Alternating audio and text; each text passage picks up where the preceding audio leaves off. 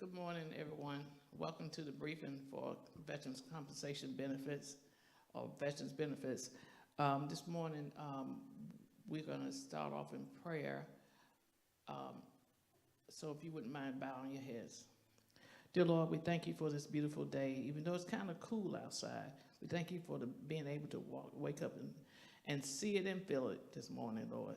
We thank you for everything that you do for us and that you're going to do for us in the future, Lord.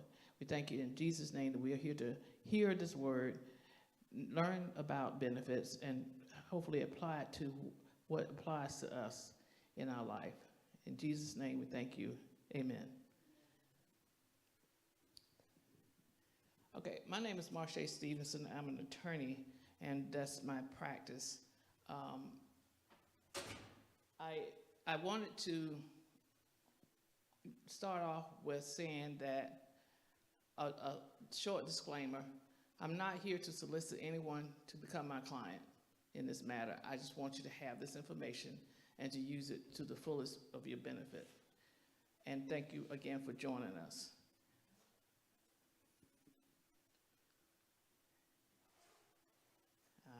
I'm using a clicker and a mouse, so I'll try and make it not be boring. I'll try. Forgive me if I don't. Okay, so welcome. Okay, this briefing is not a solicitation for services. It's intended to provide general information to you about compensation benefits that you may be eligible to apply for. The speaker does not your attendance here does not create an attorney-client relationship with the speaker. The Department of Veterans Affairs was established by Congress under President Abraham Lincoln, to care for him who shall have borne the battle and for his widow and his orphan.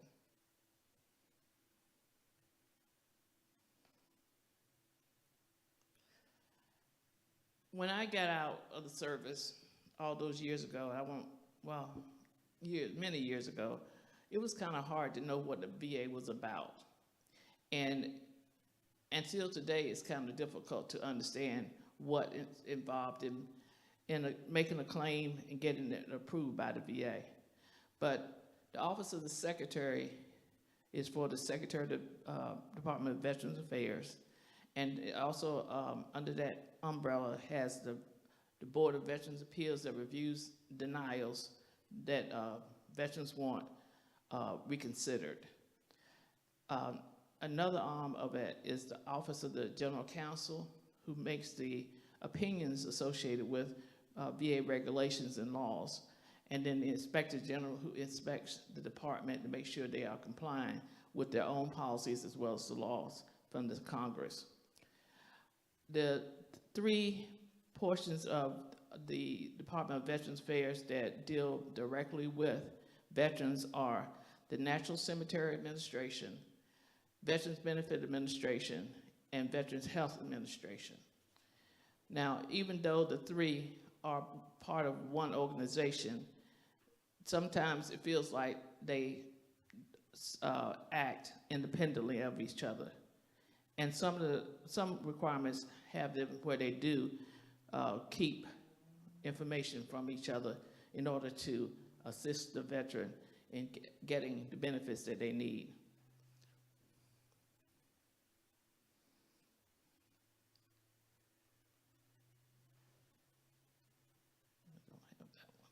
Okay, the National Health Administration, the VHA, is where you go to get your medical care. And it also includes nursing homes as well as the terminal care, hospice. And they have those type of facilities in Salisbury. And it's mostly towards the back part of that facility, installation in one of those back buildings. In order for a veteran to be able to be serviced in the nursing home, they have to be at least 70% disabled and with certain criteria, they may be able to be seen and taken care of at 60% disabled. The National Cemetery Administration is for burial of either a coffin or a urn, and I apologize, my computer's doing something weird. Eligibility for burial in the National Cemetery is veterans, service members, spouses, dependents may be eligible for burial if they meet one of the following requirements.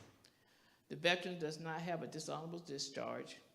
The service member died while on active duty, or active duty for training, or inactive duty for training. The service member died while on active duty. I'm sorry, I'm repeating myself there. The spouse or bounded child of a veteran, even if the veteran dies first, and in some cases, the unmarried adult dependent child of a veteran. And that type of person must be dependent on the veteran before they turn the age of 18.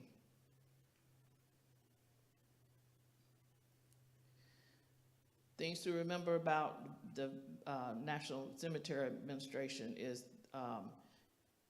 as a result of a the veteran dies as a result of a service-connected disability or while under VA care at a VA facility or a contracted facility. And when I say, speaking about contracted facility, I'm talking about community care, where you referred out in the community for that particular service. While traveling or with proper authorization at a VA's expense, either to or from a facility or for examination or to receive treatment or care, or with an original or reopened claim for VA compensation or pension pending at the time of death that they would have been entitled to before the time of death, or while receiving VA pension or compensation, or while eligible for a VA pension or compensation at the time of death, but instead receive full military retirement or disability pay.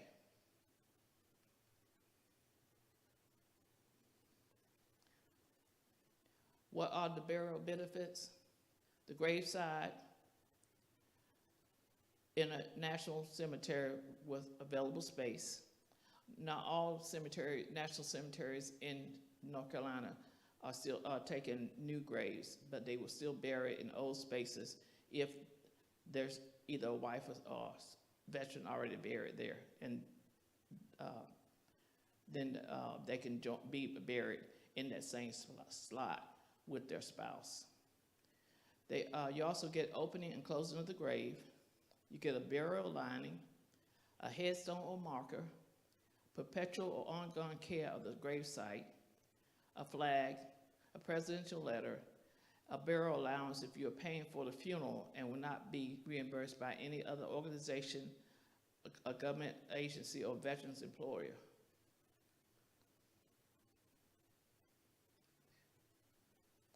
Okay, the majority of my briefing is going to be about veterans benefits.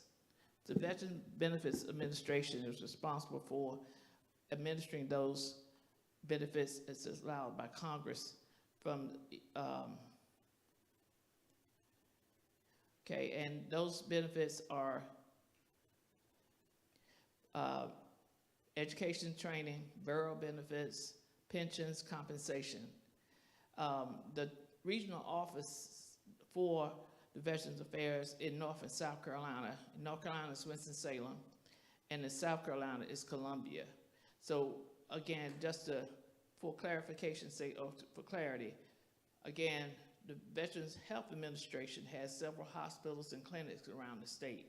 The main one for this area is the Salisbury facility, and part of Salisbury is the Charlotte, and as well as the Kernersville locations. And then you have Asheville, and part of their service location is going to include Lincolnton, and I think Rutherford has a clinic there.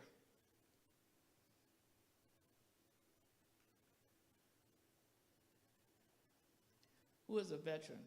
A veteran is a person served in active military, whether it's Army, Navy, Air Force, National Guard, excuse me, not National Guard, the Coast Guard, there's all part of the active military components. Something is, okay. And that person was discharged or released there under honorable conditions.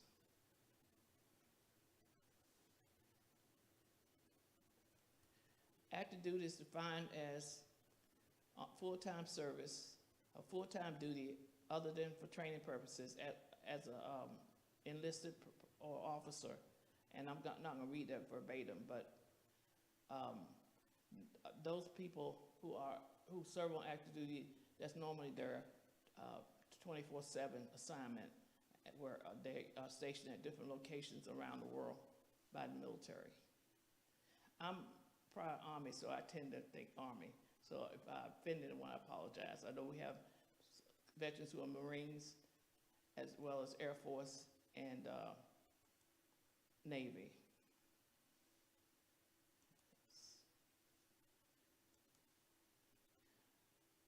And there are some other components of active duty under the Department of Defense. And again, I'm not going to read them verbatim.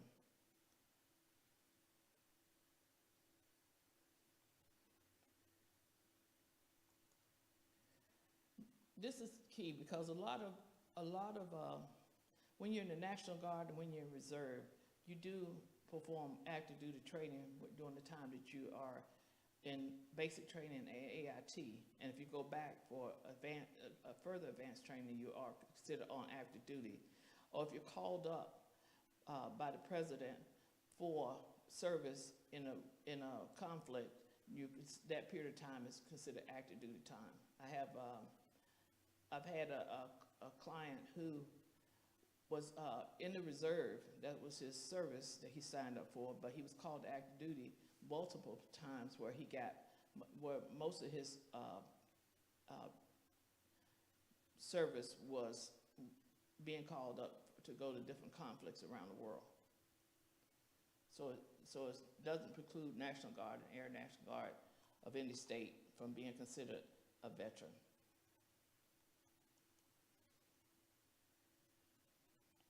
Okay. Inactive duty for training, that's a duty other than full-time duty prescribed for reserves, including commissioned officers of the Reserve Corps, by the Secretary concerned under Section 206 of Title 37 or any other provisions of law. Special additional duties authorized for reserves include commissioned officers of the Reserve Corps of the Public Health Service.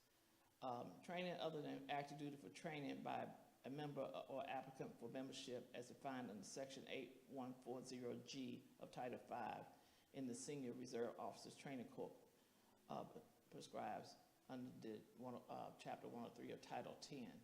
It gets really, really complicated with some determine what duty is going to be counted as active duty, where you can make a claim against that period of time where you may have received a disease or injury while you were performing that particular duty. So that's something that the VA will fight about quite frequently.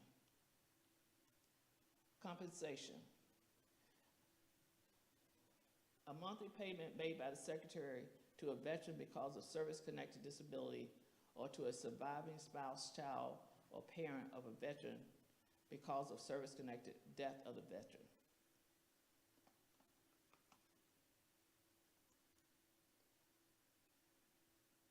This information is important because when you're talking about benefits related to being a combat veteran, these are the periods of time that the Congress has designated as being wartime for general purposes.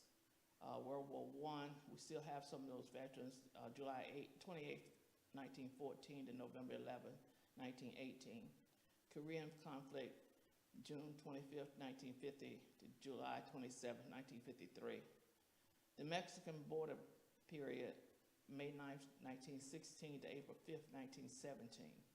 The Vietnam War from November 1st, 1955 to April 30th, 1975. World War II, September 1st, 1939 to September 2nd, 1945. And the Persian Gulf War was August the 2nd, 1990, and they have not yet given a final date for that war.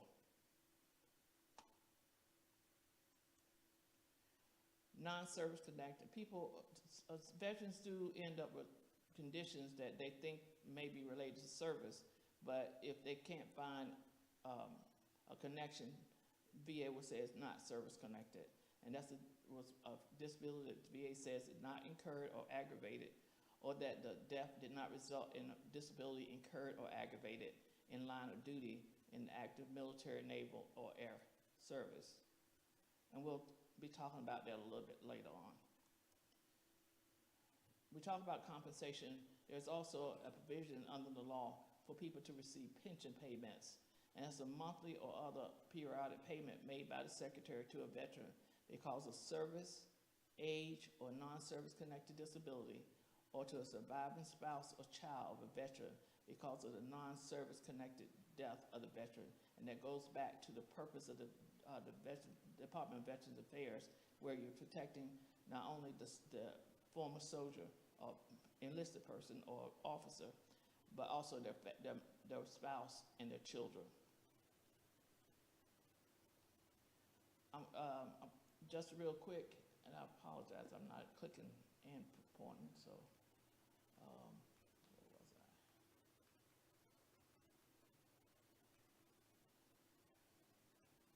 Okay, pensions is non-service connected benefit, and you're eligible if you have wartime service, you're over the age of 65, or you're permanent or totally disabled, and you have minimal income because, again, VA needs to take care of the veteran. If they're not having enough money to take care of themselves, then it will come in and help them with augmenting what they do have. They do consider household finances. That includes not just a veteran, but anyone who lives in that household. It's a yearly review, and the benefit is a taxable benefit.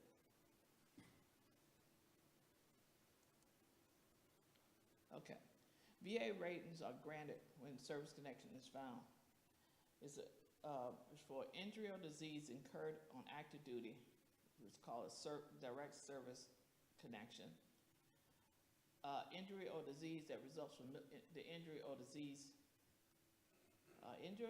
that results from the injury or disease incurred or aggravated by active duty is a secondary service connection. In other words, if I have diabetes and part of that process of that disease, I might also have neuropathy. That neuropathy is secondary service connection to the service-connected diabetes. Pre-service condition that is aggravated by active duty beyond the normal course of progression for the disease is also direct service connection.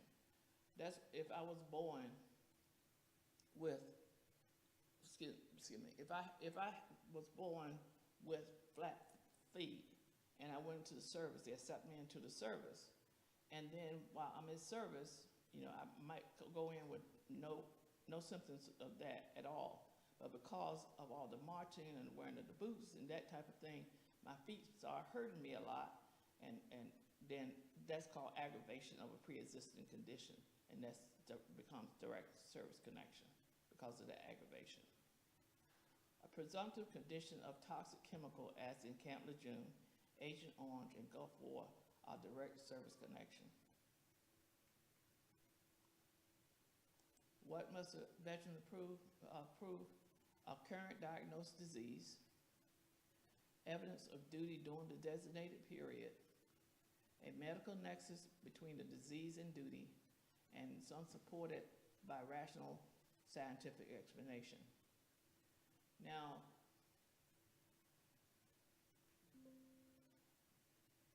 the purpose of that is, I'm gonna skip a slide, excuse me a minute. This is really important. A person can have an injury in the military, or they can have colds, but if that cold ends at a certain period, that's called an acute condition, because it has a beginning and an end, expected end.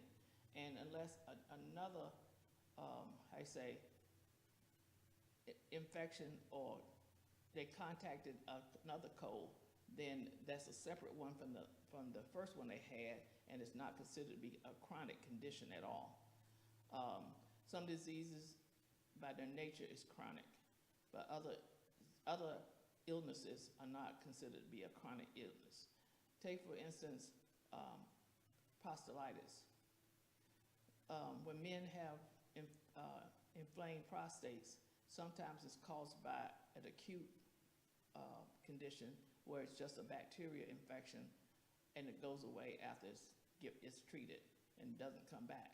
But some people have chronic prostatitis, and it's always there, and it has flare-ups quite frequently. So that's called, if the doctor can diagnose it, be a chronic condition. Okay. With the chronic disease, chronicity and continuity. With the chronic disease shown as such in service or within the presumptive period under section 3.37. I'm gonna stop here and say the presumptive period, when you're talking about going off active duty, is the 1 year after active duty. During that 1 year after active duty, that's considered the presumptive period for direct service connection. Then there are other presumptive period that relates to different laws that the government, the Congress has put out, but we're talking specifically about a person who never even, let's say, he never went to war or anything, but they too have a presumptive period. So so as to permit a finding of service connection, subsequent manifestations of the same chronic disease at any later date, however remote, are service connected, unless clearly attributable to an intercurrent or intervening cause. So a person who had headaches all the time in the military, and it's something that, let's say, their migraines happen all the time, but they get out and they are going about their life, and so for some reason that issue resolves itself, but because they have a car accident, the headaches start over again. VA could say that's an intervening or intercurrent cause for those new set of headaches, the current set of headaches, and not award the condition. Continuity of symptomology is required only where the condition noted during service or in the presumptive period is not, in fact, shown to be chronic, or where the diagnosis or chronicity may be legitimately questioned. So continuity of symptomology is that you can argue here that, okay, I've been diagnosed with this illness, and because I'm constantly following the doctor's orders, it's controllable. It doesn't flare up as much, but when it does flare up, when I get older, it flares up more. So then you can argue continuity of symptomology there. So where the fact of chronicity in service is not adequately supported by the record, then a showing of continuity after discharge is required to support the claim. Sometimes diseases aren't always diagnosed right away. It may take a while for some doctors to say, aha, that's what that person has, instead of, hey, he's malingering or whatever, or this swollen knee is just something that's going to happen every so often. It's not something that is associated with arthritis or some other type orthopedic condition. So let's go back up to previous slide, the functional impairment. This is really key because VA rates you based on your ability to work. And so I'm gonna read it from here. The basis of disability evaluations is the ability of the body as a whole, or of the psyche, or of a system or organ of the body to function under the ordinary conditions of daily life, including employment. So we're not just talking about ability to work, we're also talking about ability to take care of yourself, like your daily activities that they live, like brushing your teeth, bathing yourself, cleaning your house, cooking your food, driving the car. Those type of things are considered functional. And when you go for a CMP exam, that's one of the things that the examiner is supposed to ask you is, how does this condition affect your life? Evaluations are based upon the lack of usefulness of these body parts or systems, especially in self-support. It imposes the medical examiner the responsibility of furnishing, in addition to the etiology, anatomical, pathological, laboratory, or prognostic data required for ordinary medical classification, a full description of the effects of the disability upon the person's ordinary activity.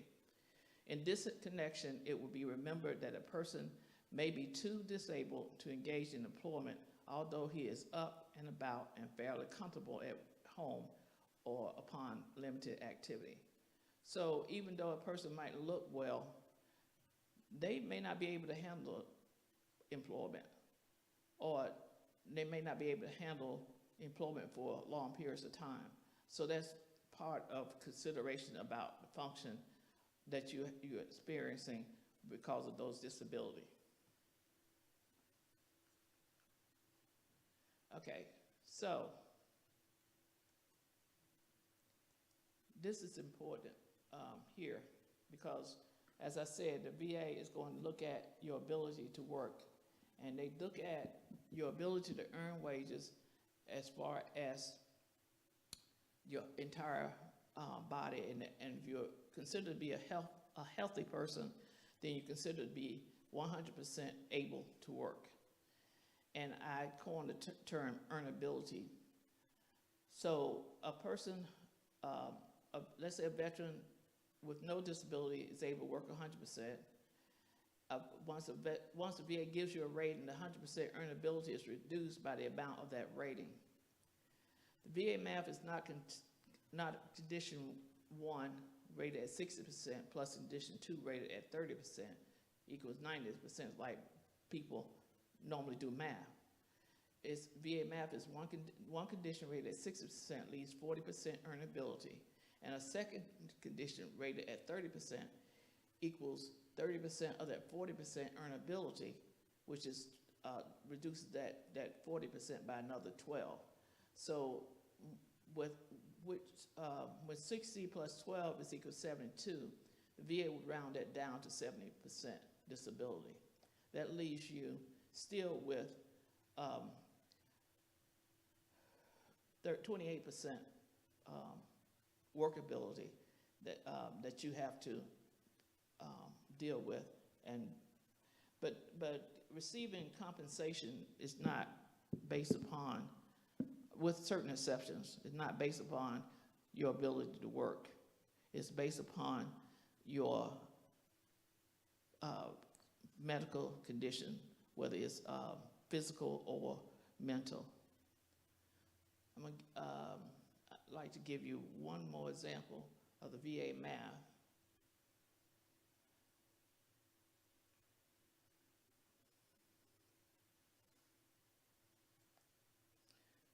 Okay, in this example, veteran Johnson was discharged from active duty and files a claim for MST, which is military sexual trauma. She also files, said she has hearing loss, tinnitus, which is ringing in the ears, residual of a cervical spine injury, sinusitis, depression, scars, and sleep apnea. She is granted as follows: military sexual trauma to include depression at 70%.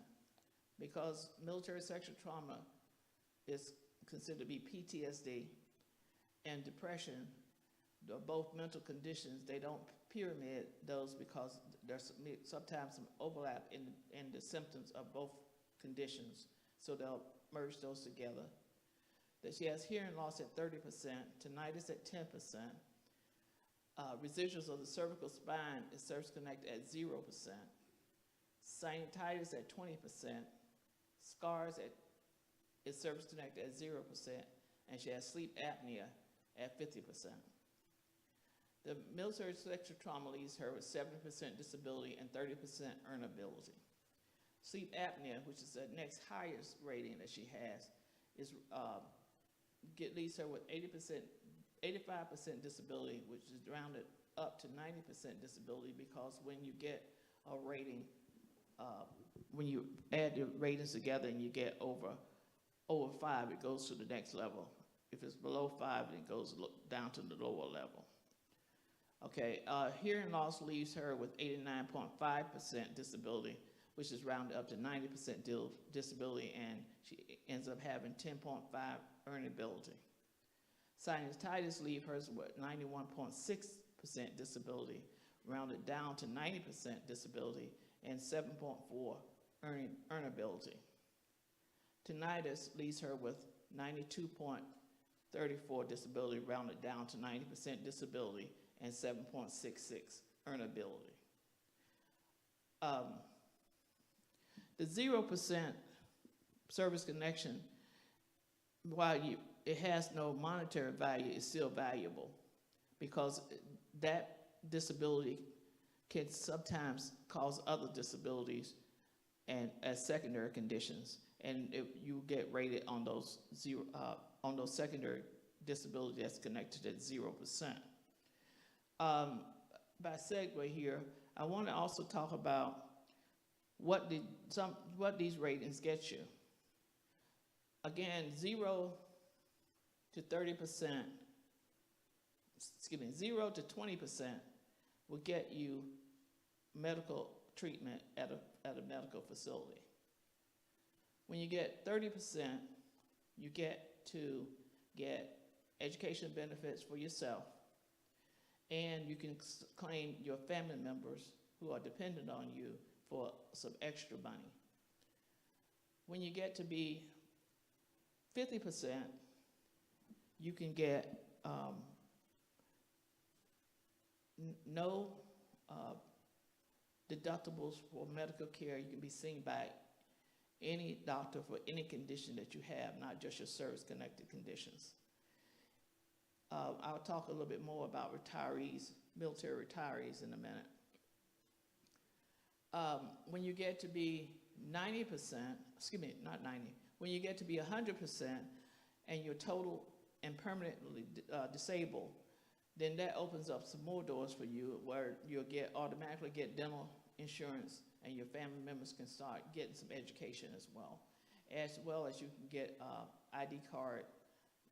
If you're not a retiree, you get an ID card from the Department of Defense that allows you to go into military commissaries, PXs, and morale welfare, MWR facilities at military bases.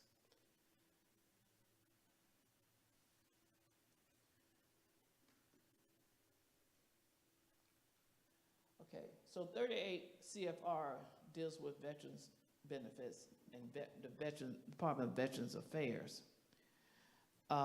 In particular, the schedule of rating disabilities is Part 4 of 38 CFR.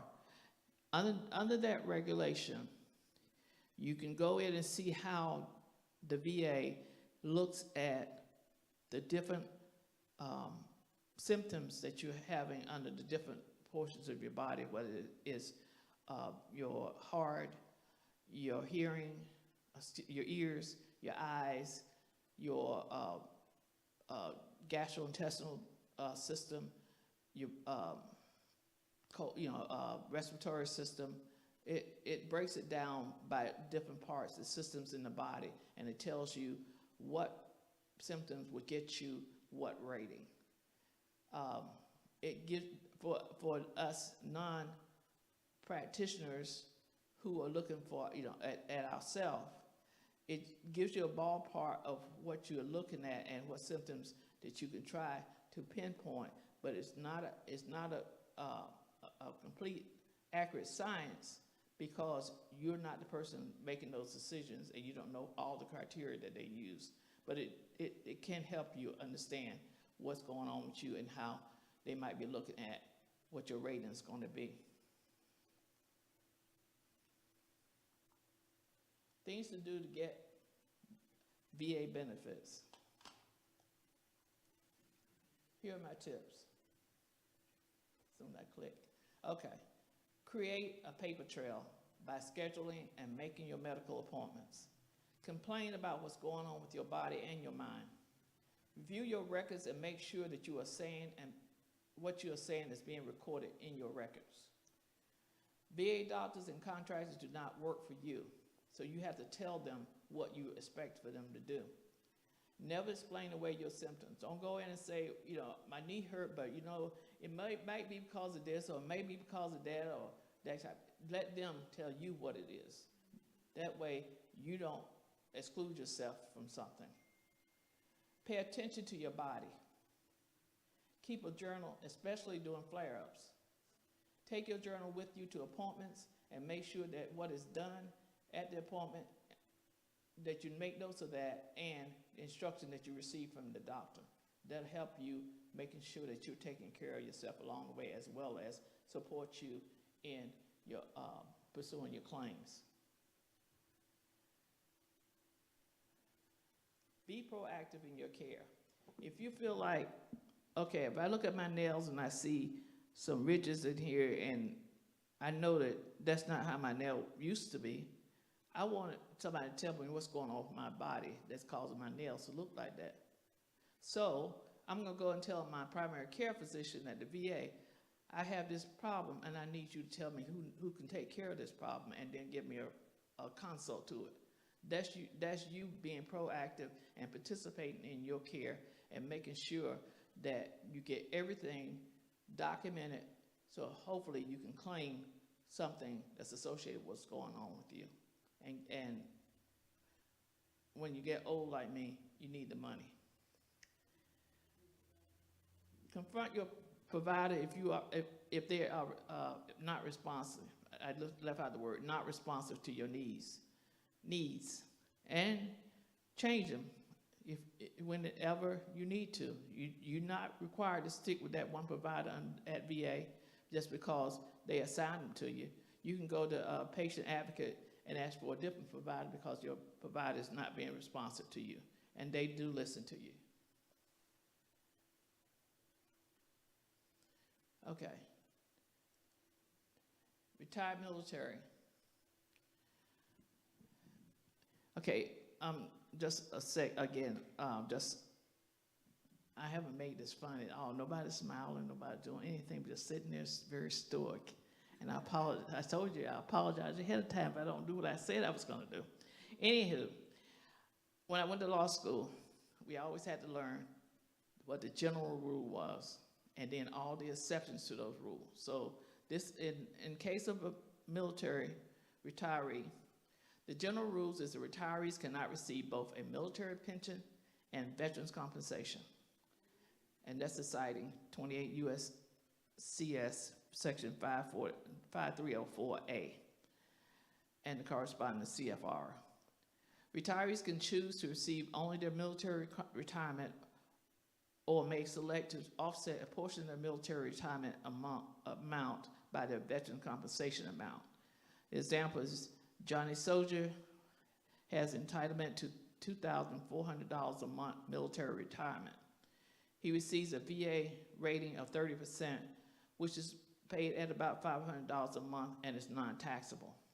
He can select to receive his entire military retirement of $2,400 a month, which is taxable, or he can select to receive $500 a month from the VA, as well as $1,900 from the DFAS, because, and he'll never, at 30%, 40%, 20%, 10%, 0%, he's only entitled to his military pay, the $2,400 a month.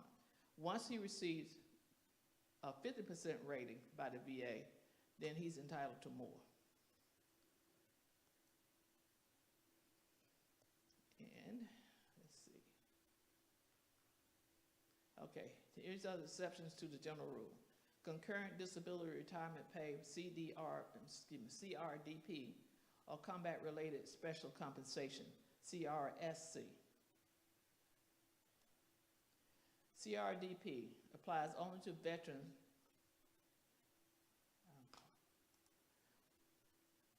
I don't know what my mouse is doing. Applies only to veterans who are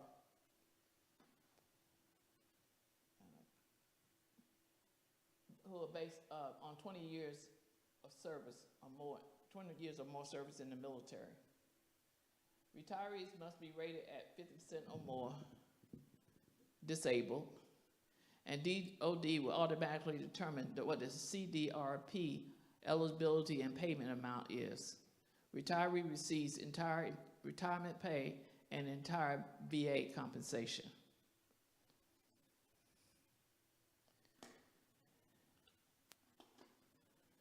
Okay.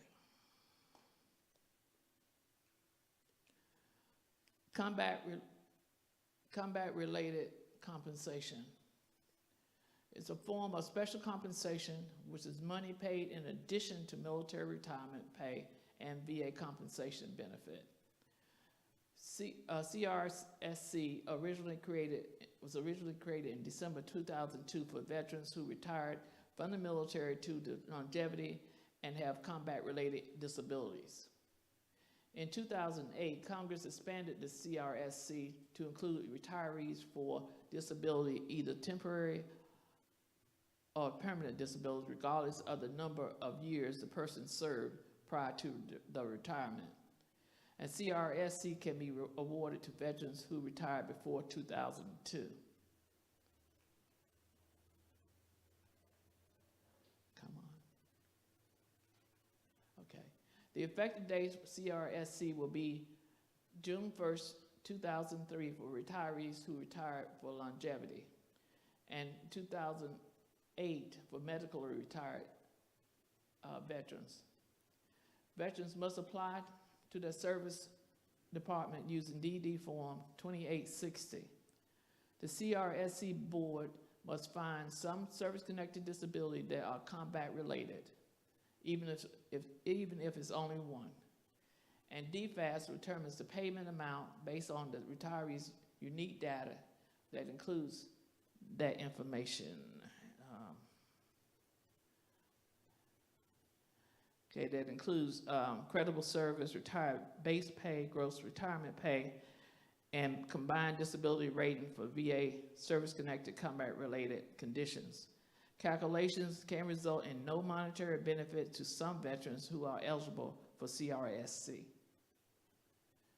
Now, important facts to remember regarding CRDP and CRSC is that sometimes veterans can be eligible for both, but can only receive one at a time. The CRDP is taxable and CRSC is not taxable. Veterans eligible for both can make an election during annual open season in January each year for which benefit they want to be paid under. And during that period of time is going to be January 1st through 31st. They send out a form to you for you to make a change if you so desire, and it must be postmarked between January 1st and 31st of each year. After the 31st of January, no consideration is given for your request, and you will remain on whatever system you had prior to the end of the prior year. When reviewing veterans for payment, DFAS automatically elects which payment yields the highest gross amount without considering whether the payment is taxable.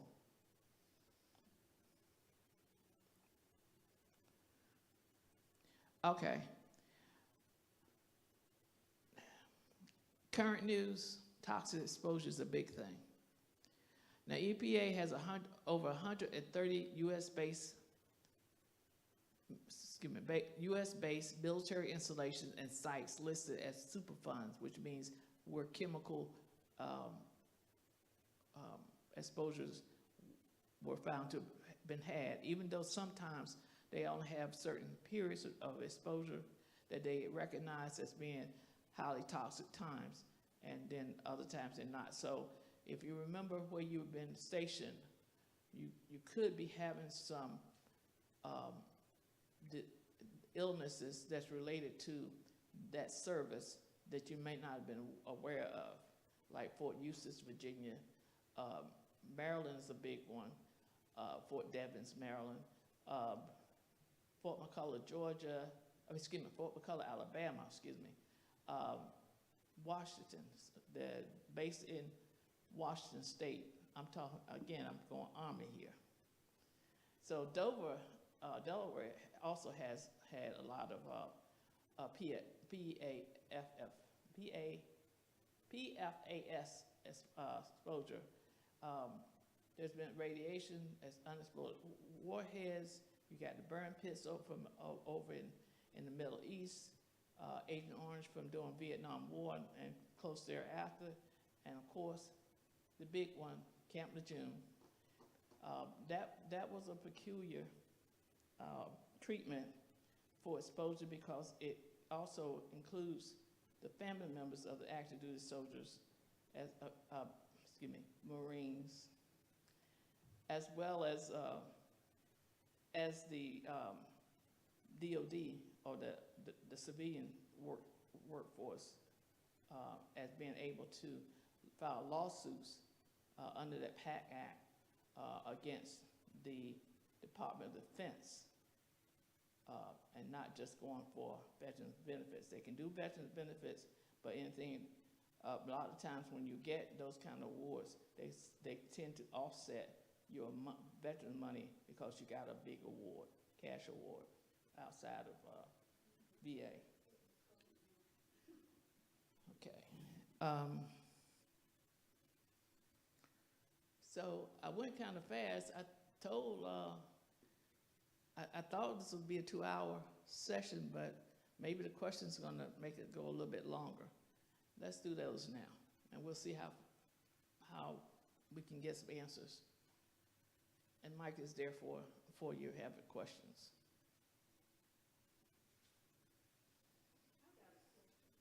The mic, please. The mic. Right here.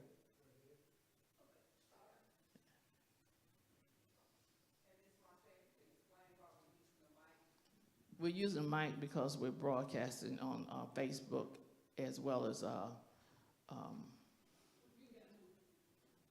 what's the other one? Somebody help me out. YouTube. There you go. Thank you.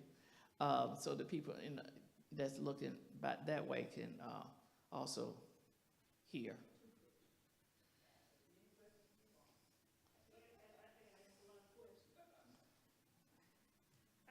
I got 2 questions. Go ahead.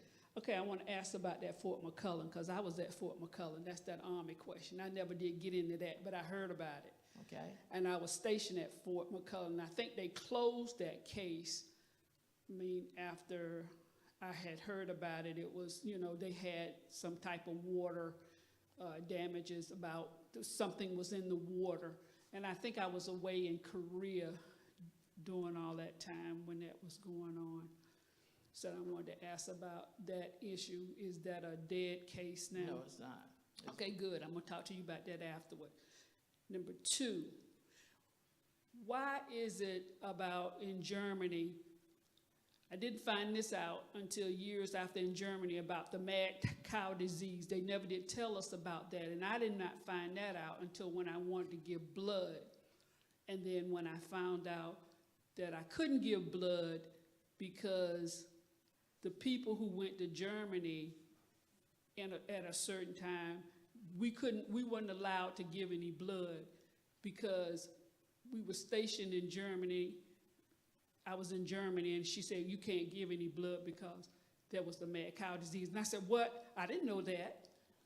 Well, remember they were giving us that free beef during that time in the 80s? I was scared to eat anything. Okay, So you can tell me about that.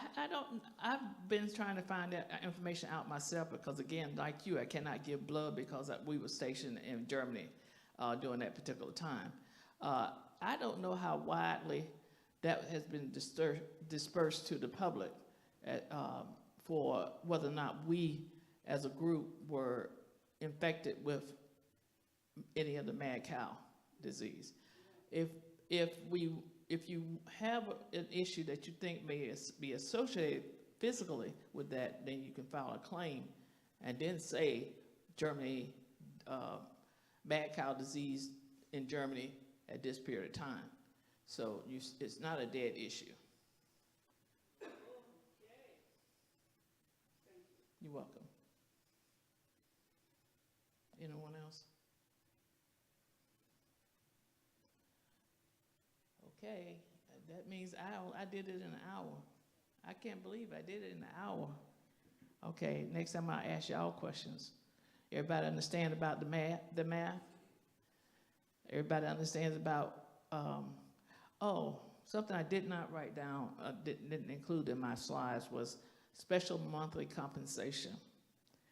Now, when you get rated for different conditions, even though they may not pyramid you on some certain parts of the body, you can still, because let's say you have a condition that they don't have under that section, that part 4 of their rating scheme, they would then look at your condition, see what part of the body it affects, and see what close rating they can make looking at other conditions that they have. They don't always get it right. Okay, so that's important to know. Also important to know is that just because they say no, don't mean you gotta know. You gotta go back sometimes and make them do it better. Because when VA uses contractors to do their evaluations for compensation. And all the contractors aren't well qualified for doing that. You can have a nurse practitioner who is a general nurse practitioner, but she doesn't know anything about cancer, or she doesn't know anything about orthopedic conditions, or even gastrointestinal conditions. So that's something that can be challenged at the board to be reconsidered. Tinnitus used to be an easy one. You claim it. You were in a MOS that had a lot of noise exposure. Automatic 10 points. I mean 10% rating. Last year they said, no, we ain't doing that no more. You got to prove tinnitus is secondary to another condition, not in itself. So something like vertigo, something like head trauma, TMJ, those kind of things can be connected with tinnitus.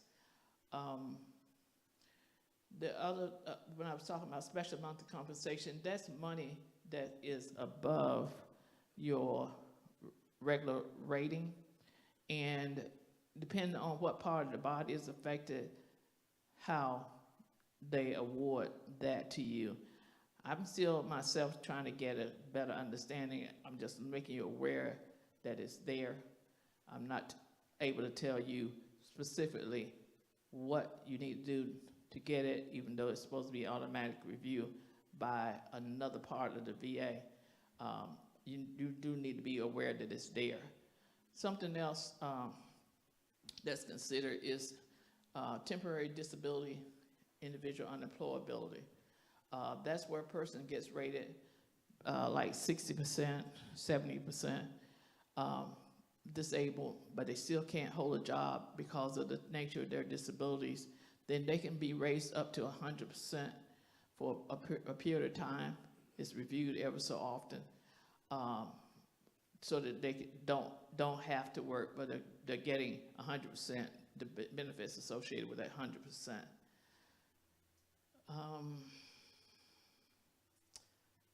Yeah. So I didn't raise any more questions around the room. Yes, ma'am. You need a mic. Okay, hold 1 second.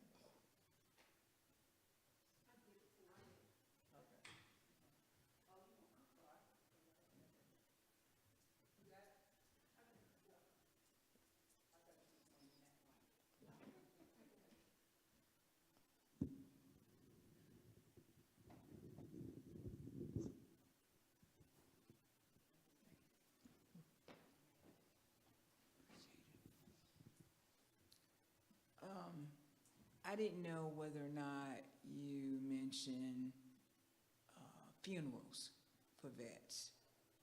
I did. What, do you have a specific question for that? Okay, I just want to share my experience when it came to my father. As a child, I remember Daddy getting a check. And when you're talking the 60s and 70s, $35 was $35. But he had a problem with his nasal. And that's where that check, and it was service related. When Daddy died, I heard you say on one of your podcasts about funeral expenses. So I wrote off for it. And I think I can't remember, I think it was like $1,700 from Daddy's funeral. So I wanted to share that with y'all. And the reason why I'm bringing up the disability he had, because I've shared this information with other people and they got turned down. So I'm really thinking the service related makes a difference. But I wanted to make sure y'all knew that I got money.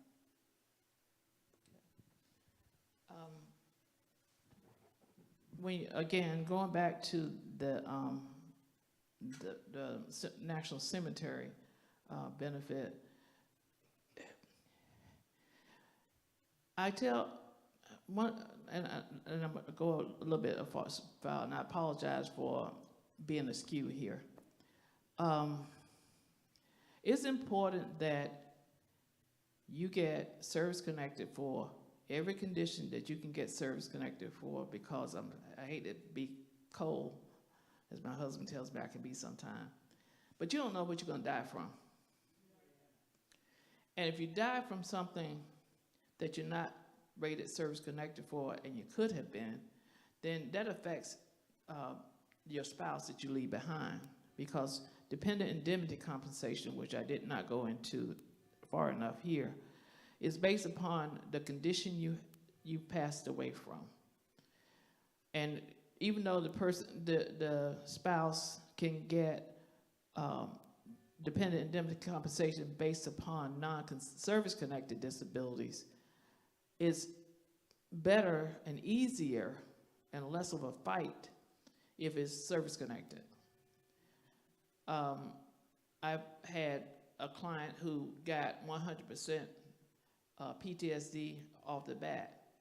Now, for me, the way I think, and see, I'm not everybody, I don't see a person dying from PTSD, but they can, because they could be in a acute situation where their mental thinking is functioning is a little bit twisted at the point, and they could either kill themselves or cause an accident or somehow, or cause someone else to kill them because they're in that manic or whatever kind of situation they are at the time. So whatever that doctor puts on that death certificate is a lot of controlling with the VA. They have to have that death certificate in order to award DIC compensation. And so if not something that's service connected, then there's no other opportunity for you as a spouse to file a claim for something that should have been filed by that veteran after their death. And also, when we're talking about being a veteran and having a family member, make sure you take care of your power of attorney, because if your mental faculties ever decrease over time, it's kind of hard for someone who doesn't have power of attorney to pursue your benefits on your behalf. because your lucid moments may be very far and few between.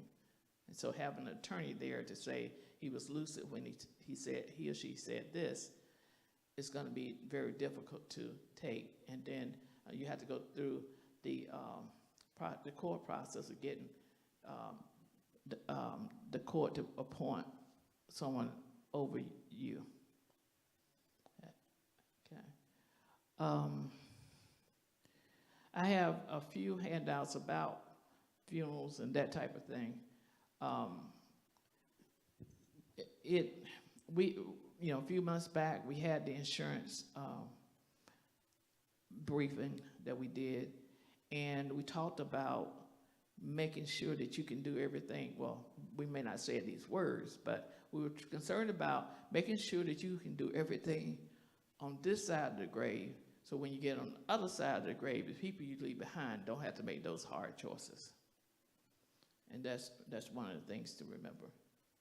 Go ahead. I just want to add a couple of things. A lot of people... Can you speak more in the mic? Sorry. A lot of people, and I'm just talking to people on this side of the grave that's not in the grave. A lot of people who are spouses of a veteran. I'm talking about a person, I'm talking about retirees that are spouses of retirees. Make sure you know where the DD 214 is. If you have a DD 214, make sure your DD 214 is in a courthouse somewhere. That's where you can make sure you know where to get one, or you have one that is certified by somebody who can certify a DD 214 for you. I mean, you can go to the UPS store, and the UPS store lady can certify at least one copy. Or you got somebody around here can certify one for you. Well, I found out when I went to talk to the VA about the veterans' cemetery, that if you are getting treated at a VA facility, they can pull up a copy of your DD 214 easily. So that's even better. Yeah. And then another thing too, a lot of people think that the veteran people take care of everything. They don't. They give you a grave site. They bring the veteran people in, and they can stay and they play the music for you, and they don't pay for your funeral. They don't pay for them to cremate your body, or they don't pay for the funeral. You got to do that. You make them put in for reimbursement for it, because that's the same what happened when my brother died. We paid for the funeral, but we had they came pick him up. We had to pay for all the other stuff. The government took care of some things, but they didn't take care of everything. So, when you hear people saying, well, the government take care of it, that's not true. They gave him a plaque, they gave him a place to put him. And we put him in the cemetery, they took care of everything else. So, you have to make plans. You just can't rely on the government to take care of things for you. They take care of some things, but they don't take care of everything. So that's all I want to say. Thank you. Okay, we have a question online. Making sure I speak in the mic. The question is, what if a person was injured during basic training and was then released and sent home? Because that goes back to the record. If the person was injured on basic training, then they're considered a veteran, but the problem gets to be is, was the injury something that continues to excavate over time, and your current condition can be connected back to that injury at basic training? Then you can file a claim, and you can there's arguments to be made, but all those facts have to be looked at to determine whether or not you will be entitled to that particular compensation. Is there any more questions in there? Okay. What was that comment? If they gave him money, I used to work for VA. Sorry. No. If the injured trainee got hurt and he was offered money and he took that money, then he began to apply for benefits, then he has to, let's say he was offered $5,000 and he took the money, and then someone told him he can apply for benefits, then he must realize that he would have to pay the $5,000 back. That's why when I see these little people, when I go on posts or something, and I see them injured, and I tell them, now if you get offered some money, don't take it. Because if you apply for benefits, you're gonna have to pay that money back. And when you pay the money back, then you can apply for your benefits, and then you can have benefits for the rest of your life. But you're gonna have to realize you're gonna have to pay the benefits back, the money that you got from the government back, that they paid you, because to them, $10,000, $5,000 is a lot of money. But you have to pay it back before you can start receiving VA benefits. They don't know that. So you try to educate them to know that. I'm through. Okay.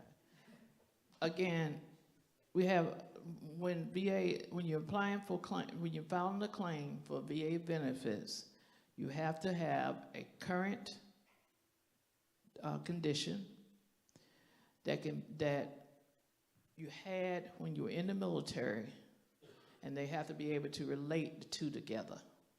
So an ankle injury, just a twisted ankle where you didn't have the ligaments that were ruptured and torn or all ripped, may not excavate to the point without further injury where you're compensable for that particular part of your body.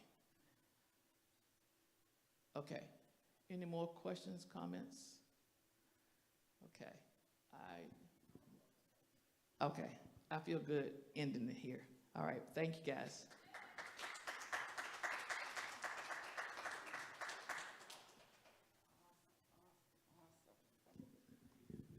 Good morning. Let's give Attorney Stevenson another hand. What a job well done.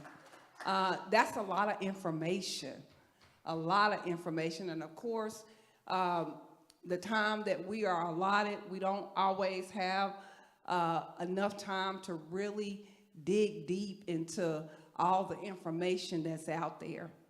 Life happens after the benediction. I have learned in my life that preaching is an opportunity for us to hear from God.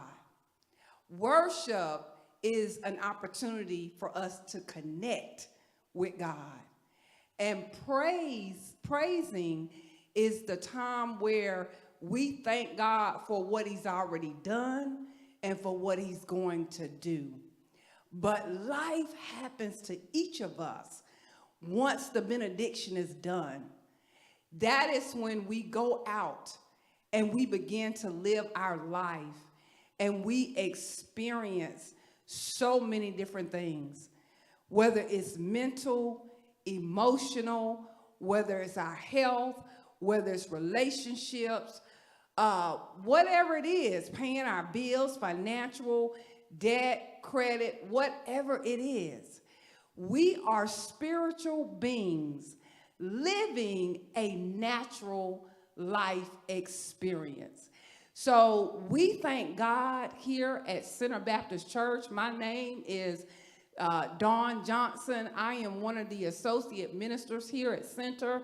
and I do chair the publicity ministry. This ministry is the one sponsoring the Life Happens After the Benediction sessions. We are walking into year 3 for these sessions. We're doing estate planning, home ownership, debt, credit, veteran benefits, life insurance. We're trying to do a multitude of informational sessions to help everyone get the tools they need to have a good quality of life. Amen.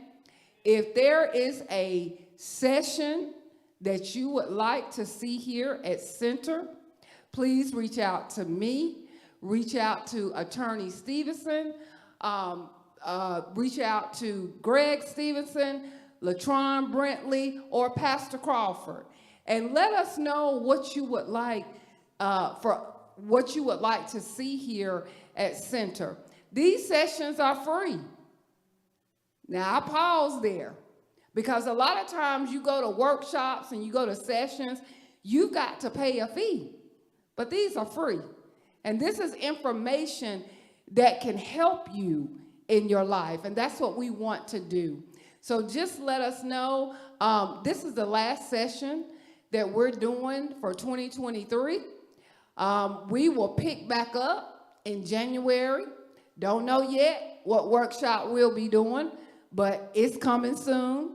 And so, like I said, anytime you have something that you would like to see here, don't hesitate to reach out and let us know.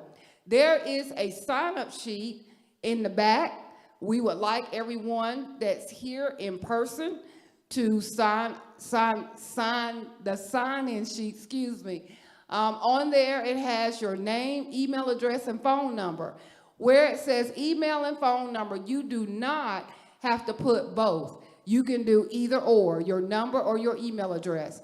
We also have a QR code that if you prefer to just scan the QR code, we'll get it up on the screen.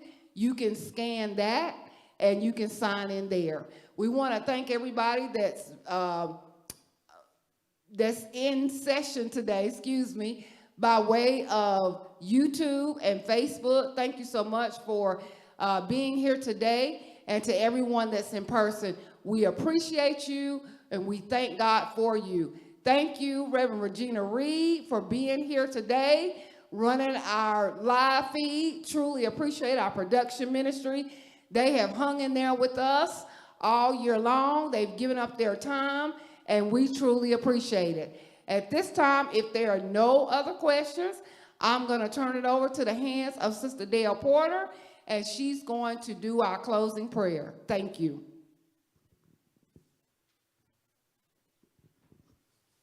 Dear Father, thank you so much for this opportunity of learning and the exposure of knowledge. Thank you for our pastor who allows us to do these kind of sessions, Pastor Crawford and his family. And thank you for those who were interested enough to learn of the things that deal with the VA benefits. Bless Attorney Stevenson, that she will continue to let us know what VA has to offer. And bless those who came out physically to this session. For this is our prayer for Christ's sake. Amen.